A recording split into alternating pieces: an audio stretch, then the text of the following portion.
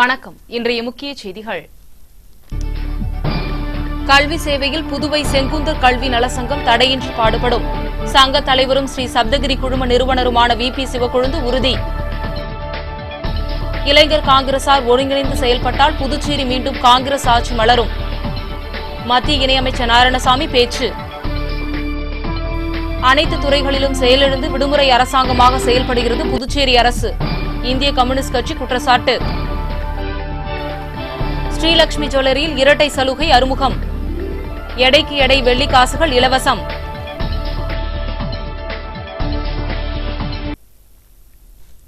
இனி விரிவான செய்திகள். கல்வி மற்றும் சமூக தொண்டுகளில் புதுவை செங்குந்தர் கல்வி நலசங்கம் தடையின்றி பாடுபடும் என்று சங்க தலைவரும் ஸ்ரீ சப்தகிரி குழும நிறுவனருமான வி.பி. சிவக்கொழுந்து உறுதியளித்துள்ளார். கல்வியையும் சமூக தொண்டையும் தளராமல் செய்து வரும் புதுவை செங்குந்தர் கல்வி நலசங்கம் 30ஆம் ஆண்டை முன்னிட்டு செங்குந்த மாணவர்களுக்கு கல்வித்தொகை வழங்குதல் மற்றும் ஊக்க பரிசளிப்பு விழாவை நடத்தியது. ஸ்ரீ ராஜராஜேஸ்வரி திருமண மண்டபத்தில் நடைபெற்ற இவ்விழாவிற்கு கல்வி நலசங்க தலைவர் வி.பி. சிவக்கொழுந்து முன்னிலை வகிக்க செங்குந்தர் சங்க தலைவர் கோவிந்தசாமி தலைமை தாங்கினார். விழா பேருரை ஆற்றிய கல்வி நலசங்க தலைவர் வி.பி. சிவக்கொழுந்து கல்வி மற்றும் சமூக தொண்டுகளில் புதுவை செங்குந்தர் கல்வி நலசங்கம் தடையின்றி பாடுபடும் என தெரிவித்தார். 2011-2012 கல்வி ஆண்டில் 10ஆம் வகுப்பு மற்றும் 12ஆம் வகுப்பு பொதுத் தேர்வில் 80 விழுக்காட்டிற்கு மேல் மதிப்பெண் பெற்ற செங்குந்த மாணவ மாணவிகளுக்கு கல்வி உதவித்தொகை, காசோலை மற்றும் பரிசுகளை கல்வி நலசங்க தலைவர் வி.பி. சிவக்கொழுந்து, செங்குந்தர் சங்க தலைவர் கோவிந்தசாமி, துணைத் தலைவர் வேல் சொக்கநாதன் ஆகியோர் வழங்கினார்கள். இவ்விழாவில் ஸ்ரீ சப்தகிரி குழும நிறுவனர் வி.பி. ராமலிங்கம், இயக்குநர் வி.பி.எஸ். ரமேஷ்குமார், முனைவர் அரிமாமாப்ப மகன் உட்பட செங்குந்தர் சங்க நிர்வாகிகள், உறுப்பினர்கள், பொதுமக்கள் திரளாக பங்கேற்றனர்.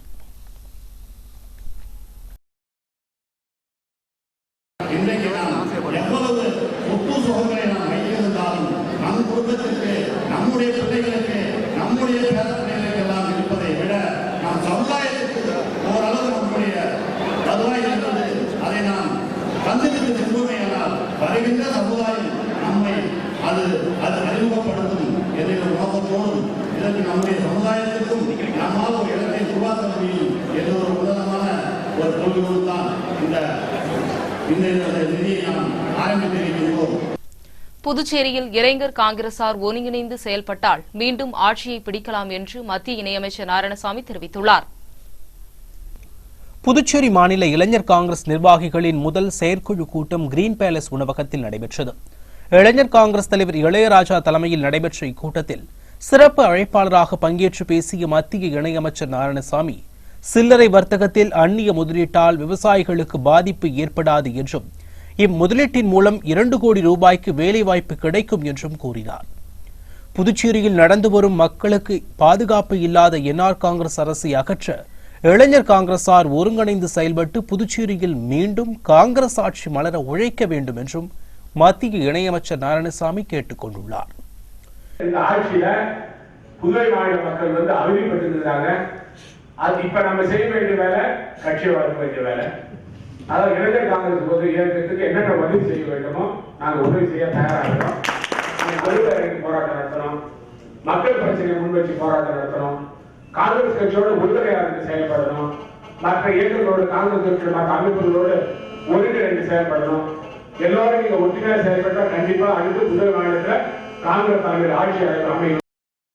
இக்கூட்டத்தில் அகில இந்திய இளைஞர் காங்கிரஸ் செயலர் ஷிகாபுதீன், பயிற்சி ஒருங்கிணைப்பாளர் ஜெபி மேத்தர், முன்னாள் முதல்வர் வைத்திலிங்கம், காங்கிரஸ் தலைவர் ஏ.வி. சுப்பிரமணியன், இளைஞர் காங்கிரஸ் பொதுச் செயலர்கள் ராஜாராம், சத்தியவேந்தன் உள்ளிட்ட பலர் பங்கேற்றார்கள்.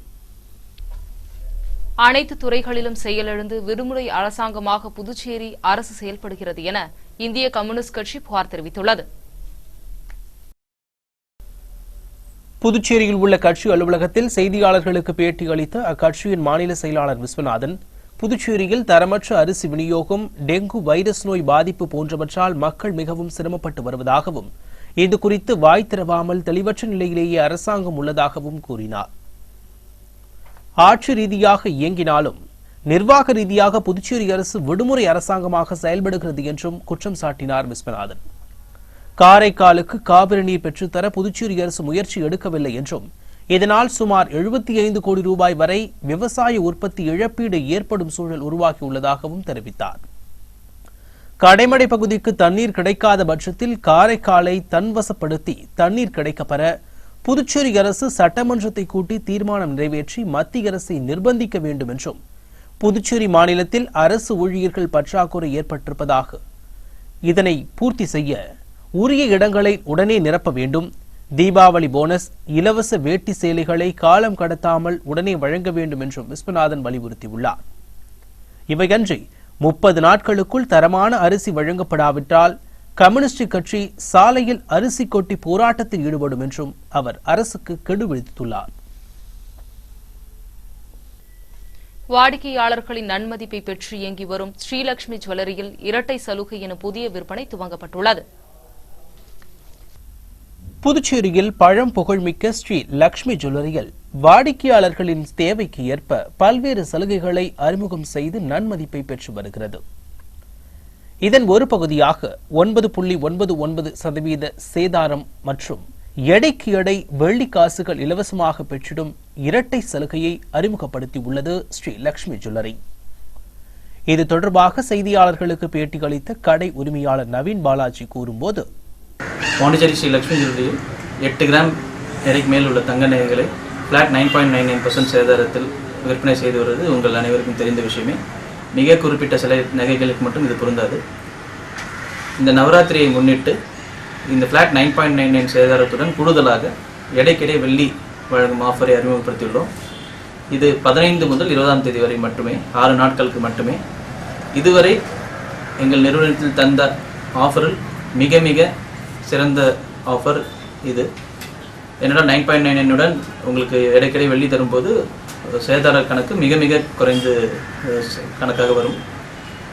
தவிர பாண்டிச்சேரி சவுத் ஆர்காட் வட ஆர்காடில் 7500 சதுரடி பரப்பளவில் மிக பிரம்மாண்டமான நகை அணிவகுப்புடன் இருக்கும் ஒரே நகை கடை பாண்டிச்சேரி ஸ்ரீ லட்சுமி ஜுவல்லரி என்பதை பெருமையுடன் தெரிவித்துக் கொள்கிறேன். நகைகள் வாங்குவது ஒரு சிறப்பான விஷயம். அதுவும் 76 வருட கைராசியுடன் கூடிய நிறுவனத்தில் நகை வாங்குவது மிக சிறப்பான விஷயமாகும். எங்களுக்கு அளித்து வரும் ஆதரவை தொடர்ந்து அளிக்குமாறு அன்புடன் கேட்டுக்கொள்கிறேன். மகாலய அமாவாசையை ஒட்டி புதுச்சேரி கடற்கரையில் ஏராளமானோர் முன்னோருக்கு திதி கொடுத்து வழிபட்டனர். புரட்டாசி மாதத்தில் வரும் அமாவாசை நன்னாளை மகாலய அமாவாசையாக அனுசரித்து முன்னோரை வணங்கி படையலிடுவது வழக்கம். அதன்படி புதுச்சேரி கடற்கரையில் காலை முதலே கூடிய பொதுமக்கள் தமது குடும்பத்தில் உயிரிழந்தோரை நினைத்தும் குடும்பம் செழிக்க முன்னோரை வழிபட்டும் திதி கொடுத்தார்கள். இதற்காக பொதுமக்கள் கடலில் தலைமொழுகி வேத பார்ப்பனர்களின் மந்திரங்கள் முழங்க தேங்காய், பூ, பழங்களை வைத்து பூஜை செய்து முன்னோருக்கு படையலிட்டு தர்ப்பணம் செய்தனர். இந்நாளில் திதி கொடுத்தால் குடும்பத்திற்கு தீங்கு நீங்கி நன்மை கிட்டும் என்பதே ஐதீகமாகும். திமுக அமைப்பாளராக நியமிக்கப்பட்டுள்ள MAS சுப்பிரமணியனை மத்திய இணையமைச்சர் நாராயணசாமி நேரில் சந்தித்து வாழ்த்து தெரிவித்தார். திமுக அமைப்பாளராக இருந்த முன்னாள் முதல்வர் ஜானகிராமன் உடல்நலக்குறைவு காரணமாக தனது அமைப்பாளர் பதவியை ராஜினாமா செய்ததை அடுத்து புதுவை மாநில திமுக அமைப்பாளராக MAS சுப்பிரமணியனை கட்சி தலைமை அறிவித்தது. இதனையடுத்து அமைப்பாளராக பொறுப்பேற்றுள்ள சுப்பிரமணியனை கட்சி நிர்வாகிகள் சந்தித்து வாழ்த்து தெரிவித்து வருகிறார்கள். இந்நிலையில் ஞாயிறு மாலை கலைஞர் இல்லத்திற்கு வந்த மத்திய இணையமைச்சர் நாராயணசாமி MAS-ஐ நேரில் சந்தித்து வாழ்த்து தெரிவித்தார். இச்சந்திப்பின் போது காங்கிரஸ் கட்சியின் பொதுச் செயலாளர் தனுசு, செய்தி தொடர்பாளர் வீரராகவன், தொகுதி செயலாளர் ஏம்பலம் செல்வம், ராஜாராமன், ரகுத்தமன் உள்ளிட்டோர் உடனிருந்தார்கள். இதேபோல் புதுச்சேரி மாநில திமுக அமைப்பாளராக புதிதாக தேர்ந்தெடுக்கப்பட்டுள்ள MAS சுப்பிரமணியனை புதுவை மாநில திமுக வழக்கறிஞர்கள் அணி அமைப்பாளர் முத்துவேல் தலைமையில் வழக்கறிஞர் அணி நிர்வாகிகள் சந்தித்து வாழ்த்து தெரிவித்தனர். இச்சந்திப்பின் போது வழக்கறிஞர் அணி துணை அமைப்பாளர்கள் முருகையன், திருமாவளவன், ரவிச்சந்திரன், கணேஷ், ஞானசம்பந்தம், இளைஞரணி துணை அமைப்பாளர் வழக்கறிஞர் லோக் கணேசன் உட்பட திமுக வழக்கறிஞர்கள் பலரும் கலந்து கொண்டார்கள். இதனிடையே முன்னாள் முதல்வர் வைத்திலிங்கத்தின் பிறந்த நாளையொட்டி அவரது இல்லத்திற்கு வந்த மத்திய இணையமைச்சர் நாராயணசாமி வைத்திலிங்கத்திற்கு பூங்கொத்து கொடுத்தும் சால்வை அணிவித்தும் வாழ்த்தினை தெரிவித்துக் கொண்டார். அப்போது கட்சி நிர்வாகிகள் பலர் உடனிருந்தார்கள். டெபுடேஷனில் பணியாற்ற அனுமதிக்க வலியுறுத்தி BSNL ஊழியர்கள் தர்ணா போராட்டத்தில் ஈடுபட்டனர். அனைத்து பிஎஸ்என்எல் சங்கம் மற்றும் அசோசியேஷன் கூட்டமைப்பு இணைந்து பிஎஸ்என்எல் மேலாளர் அலுவலகம் முன்பு தர்ணா போராட்டம் நடத்தினார்கள். இந்த போராட்டத்திற்கு அதிகாரிகள் சங்க தலைவர் மதுசூதனன் தலைமை தாங்கிட பிஎஸ்என்எல் ஊழியர் சங்க மாவட்ட தலைவர் கொளஞ்சியப்பன், அதிகாரிகள் சங்க செயலாளர் நாராயணசாமி ஆகியோர் கோரிக்கைகள் குறித்து விளக்கினார்கள். பிஎஸ்என்எல் நிறுவனத்திற்கு தேர்ந்தெடுக்கப்பட்ட அதிகாரிகள் ஊழியர்கள் அனைவரையும் மீண்டும் அரசு ஊழியர்களாக டெபுடேஷனில் பணியாற்ற அனுமதிக்க வேண்டும் என்பன உள்ளிட்ட பல்வேறு கோரிக்கைகள் வலியுறுத்தி இந்த தர்ணா போராட்டம் நடத்தப்பட்டது. இதில் நிர்வாகிகள் சண்முகசுந்தரம், காமராஜ் உட்பட 50க்கும் மேற்பட்ட அதிகாரிகளும் பிஎஸ்என்எல் ஊழியர்களும் கலந்து கொண்டார்கள்.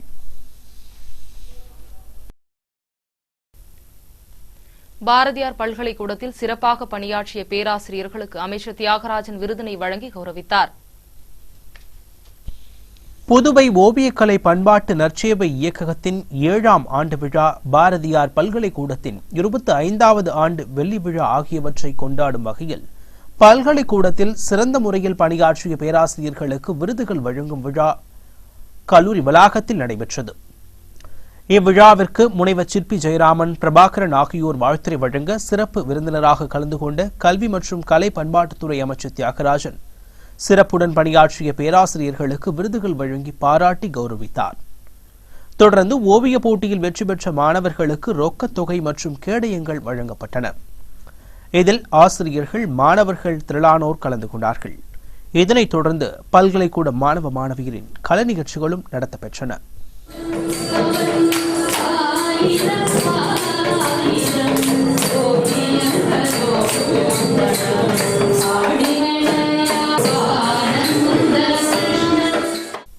விளம்பரத்துக்கு பிறகு வரும் செய்திகள்.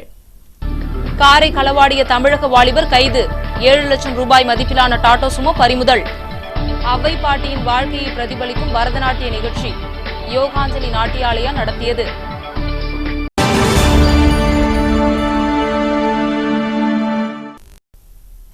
செய்திகள் தொடர்கின்றன. காரை களவாடிய தமிழக வாலிபரை புதுச்சேரி போலீசார் கைது செய்து 7 லட்சம் ரூபாய் மதிப்புள்ள டாடா சுமோவை பறிமுதல் செய்தனர். முதலியார்பேட்டையை சேர்ந்த முத்துக்குமரன் என்பவர் கடந்த 11ஆம் தேதி காவல் நிலையத்தில் தனது டாடா சுமோ கார் திருடு போனது குறித்து புகார் அளித்திருந்தார். இதன் அடிப்படையில் முதலியார்பேட்டை காவல் நிலைய ஆய்வாளர் மாறன் தலைமையிலான போலீசார் காரை களவாடியவர்களை தேடி வந்தார்கள். இந்நிலையில் அதிகாலை மரப்பாலம் வாகன சோதனையில் ஈடுபட்டுக் கொண்டிருந்த போது தேங்காய்திட்டு துறைமுகம் அருகே சந்தேகத்திற்கிடமான கார் நின்று கொண்டிருப்பதாக வந்த தகவலை அடுத்து அங்கு சென்ற போலீசார் காருடன் நின்றிருந்த நபரிடம் விசாரணை மேற்கொண்டார்கள். அந்த விசாரணையில் அந்நபர் வேலூர் மாவட்டம் புதுப்பேட்டையை சேர்ந்த சுரேஷ் என்பதும் முதலியார்பேட்டை பாரதிதாசன் நகரில் டாடா சுமோ காரை திருடியதாகவும் கடலூர் சாராய வியாபாரியிடம் விற்பதற்காக காத்திருந்ததாகவும் தெரிய வந்தது. இதனை அடுத்து சுரேஷை கைது செய்த போலீசார் அவன் களவாடிய 7 லட்சம் ரூபாய் மதிப்பிலான காரை பறிமுதல் செய்தனர்.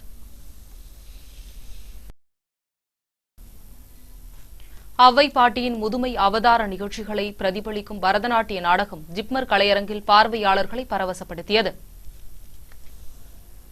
பாலும் தெளிதேனும் பாகும் பருப்பும் இவை நாளும் கலந்துனக்கு நான் தருவேன், கோலம் செய் துங்க கரிமுகத்து தூமணியே நீ எனக்கு சங்கத்தமிழ் 3 தா என்று முழுமுதற் கடவுளாம் கணபதி பிரானிடம் இளமையை வெறுத்து முதுமையை வேண்டி வரம் பெற்றவர் தமிழ் மூதாட்டி ஔவையார். அவரின் வாழ்க்கை வரலாற்றை வெளிப்படுத்தும் பரதநாட்டிய நிகழ்வை யோக மகரிஷி டாக்டர் சுவாமி கீதானந்த கிரிகுரு மகாராஜின் 105ஆம் ஆண்டு ஜெயந்தி விழாவையொட்டி யோகாஞ்சலி நாட்டியாலயம் நடத்தியது. ஜிப்மர் கலையரங்கில் நடைபெற்ற இந்நாட்டியத்தை நாட்டியாலய இயக்குனர் மீனாட்சி தேவி, பவனானி தலைவர் ஆனந்த பாலயோகி பவனானி ஆகியோர் துவக்கி வைத்தனர். ஔவையாரின் பிறப்பு, இளமை பருவம், ஆத்திச்சூடி, கொன்றை வேந்தன் ஆகியவற்றில் உள்ள கருத்து விளக்கங்கள், ஔவை போரை தடுத்து நிறுத்துதல், மாடு மேய்க்கும் சிறுவனிடம் ஔவை தோற்று போதல் உள்ளிட்ட காட்சிகள் பரதம் மூலம் பார்வையாளர்களை வெகுவாக கவர்ந்தது. இவ்விழாவில் ஜிப்மர் இயக்குனர் டாக்டர் ரவிக்குமார், கலை பண்பாட்டுத்துறை இயக்குனர் மலர்கண்ணன், பேராசிரியர் அறிவு நம்பி, வில்லிசை குழு இயக்குனர் பட்டாபிராமன் உட்பட திரளான மக்கள் கலந்து கொண்டனர்.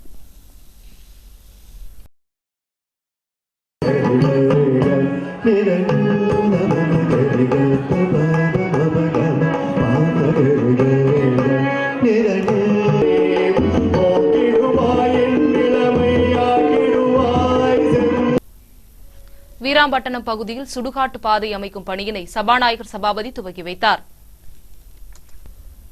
பெரிய வீராம்பட்டினம் சுடுகாட்டு பாதை அமைக்கும் பணிக்காக 7,79,500 ரூபாய் திட்ட மதிப்பீட்டில் பூமி பூஜை நடத்தப்பெற்றது. இப்பணியினை சட்டப்பேரவைத் தலைவர் சபாபதி துவக்கி வைத்தார். இதில் பொதுப்பணித்துறை செயற்பொறியாளர் மகாலிங்கம், உதவி பொறியாளர் தண்டபாணி, இளநிலை பொறியாளர் குமாரவேலு உட்பட கிராம பஞ்சாயத்தார்கள், பொதுமக்கள் பலர் கலந்து கொண்டார்கள். அரசு துறைகளும் அதிகாரிகளும் முறையாகவும் நிர்வாக ரீதியாகவும் தொய்வின்றி செயல்பட வேண்டும் என கிராம பஞ்சாயத்து தலைவர்களின் ஒருங்கிணைந்த கூட்டமைப்பு தெரிவித்துள்ளது. இதுகுறித்து கூட்டமைப்பு தலைவர் ஜெகநாதன் விடுத்துள்ள அறிக்கையில், புதுச்சேரி மாநிலத்தில் உள்ள அனைத்து அரசு துறைகளும் மக்களால் தேர்ந்தெடுக்கப்பட்ட அரசுக்கு எதிராகவும் திட்டங்கள் மற்றும் அன்றாட பணிகளை செயல்படுத்தாமல் முடங்கி போய் உள்ளது என்றும், தேர்ந்தெடுக்கப்பட்ட அரசாங்கத்திற்கு கீழ்ப்படியாமலும் துறைகளின் செயல்பாடுகளை முடக்கி போட்டுள்ள அனைத்து அதிகாரிகள் மீதும் மாநில ஆளுநர் சட்ட ரீதியாக நடவடிக்கை எடுக்க வேண்டும் என்றும் தெரிவித்துள்ளார். மாநில முதல்வர், தலைமை செயலர் உள்ளிட்ட அனைத்து துறை செயலர்களின் கூட்டத்தை உடனடியாக கூட்டி சட்டமன்றத்தில் நிறைவேற்றப்பட்ட திட்டங்களின் மீது செயல்படுத்தப்பட்ட நடவடிக்கை குறித்து விவாதிக்க வேண்டும் என்றும் ஜெகநாதன் தமது அறிக்கையில் வலியுறுத்தியுள்ளார்.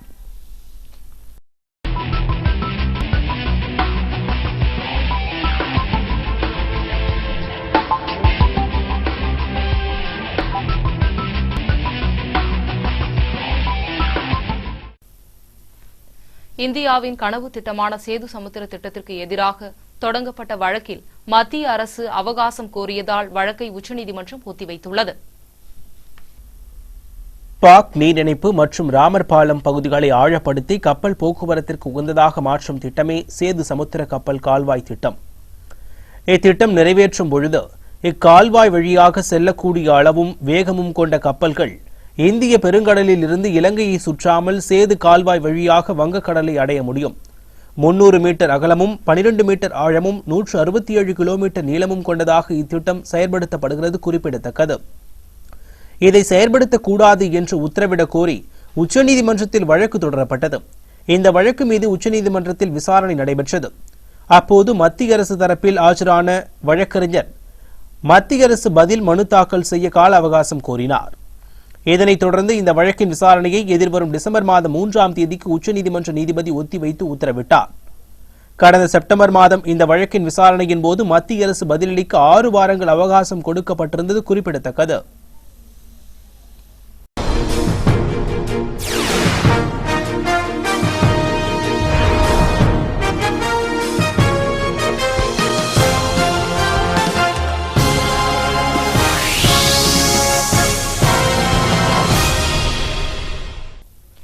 இரண்டாயிரத்தி 12ஆம் ஆண்டிற்கான பொருளாதாரத்திற்கான நோபல் பரிசு 2 அமெரிக்கர்கள் அறிவிக்கப்பட்டுள்ளது. ஆண்டுதோறும் பல்வேறு துறைகளில் சாதனை படைத்தவர்களுக்கு நோபல் பரிசு வழங்கப்பட்டு வருகிறது. ஏற்கனவே அறிவியல், வேதியியல், இலக்கியம் உள்ளிட்ட துறைகளுக்கான நோபல் பரிசு அறிவிக்கப்பட்டுள்ளது.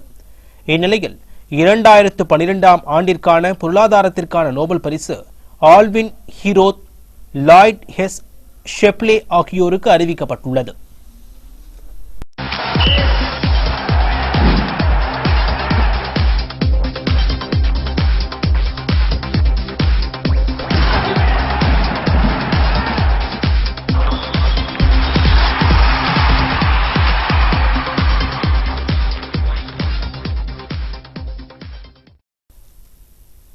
கோஜிரியோ கராத்தே பள்ளி சார்பில் 8வது மாநில அளவிலான கராத்தே போட்டிக்கான பரிசளிப்பு விழா நடைபெற்றது. கோஜிரியோ கராத்தே பள்ளி சார்பில் 8வது மாநில அளவிலான கராத்தே போட்டி நடைபெற்றது. இப்போட்டியில் மாணவ மாணவியர்களுக்கு வயதிற்கும் உடல் எடைக்கும் தகுந்தாற்போல் கட்டா மற்றும் ஷியாய் போட்டிகளின் பல்வேறு பிரிவுகள் நடைபெற்றன. இதில் வெற்றி பெற்ற மாணவ மாணவியர்களுக்கான பரிசளிப்பு விழா கீர்த்தி மகாலில் நடைபெற்றது. விழாவில் கோஜிரியோ கராத்தே பள்ளி தலைவர் அரசு கொறடா நேரு கலந்து கொண்டு வெற்றி பெற்ற மாணவ மாணவிகளுக்கு பரிசினை வழங்கினார். இதில் வில்லியனூர் வருவாய் அதிகாரி யஷ்வந்த் ஐயா, குடிசை மாற்று வாரிய செயற்பொறியாளர் ரவிச்சந்திரன் உள்ளிட்ட பல முக்கிய பிரமுகர்கள் கலந்து கொண்டனர். இவ்விழாவின் அனைத்து ஏற்பாடுகளையும் தலைமை பயிற்சியாளர் சுந்தர்ராஜன் செய்திருந்தார்.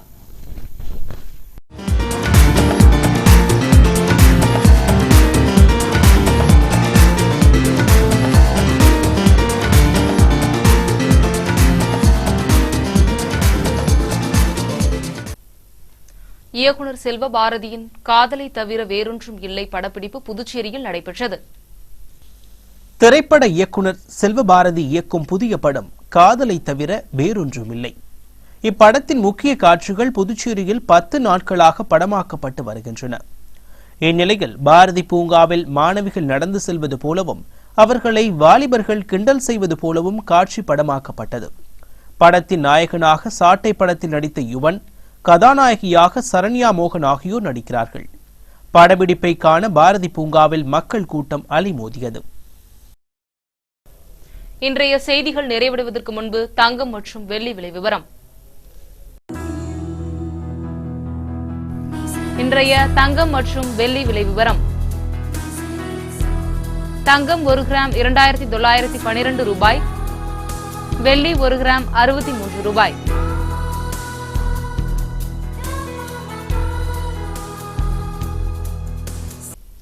மீண்டும் இன்றைய முக்கிய செய்திகள்.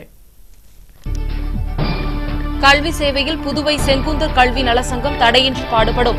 சங்க தலைவரும் ஸ்ரீ சப்தகிரி குழும நிறுவனருமான VP சிவக்கொழுந்து உறுதி. இளைஞர் காங்கிரசார் ஒருங்கிணைந்து செயல்பட்டால் புதுச்சேரி மீண்டும் காங்கிரஸ் ஆட்சி மலரும்.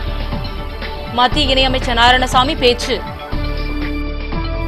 அனைத்து துறைகளிலும் செயலிழந்து விடுமுறை அரசாங்கமாக செயல்படுகிறது புதுச்சேரி அரசு. இந்திய கம்யூனிஸ்ட் கட்சி குற்றச்சாட்டு. ஸ்ரீலட்சுமி ஜுவல்லரியில் இரட்டை சலுகை அறிமுகம். எடைக்கு எடை வெள்ளி காசுகள் இலவசம். காரை களவாடிய தமிழக வாலிபர் கைது. 7 லட்சம் ரூபாய் மதிப்பிலான டாடா சுமோ பறிமுதல். அவ்வை பாட்டியின் வாழ்க்கையை பிரதிபலிக்கும் பரதநாட்டிய நிகழ்ச்சி யோகாஞ்சலி நாட்டியாலயா நடத்தியது. இத்துடன் இந்த செய்தியறிக்கை நிறைவடைகின்றன. வணக்கம்.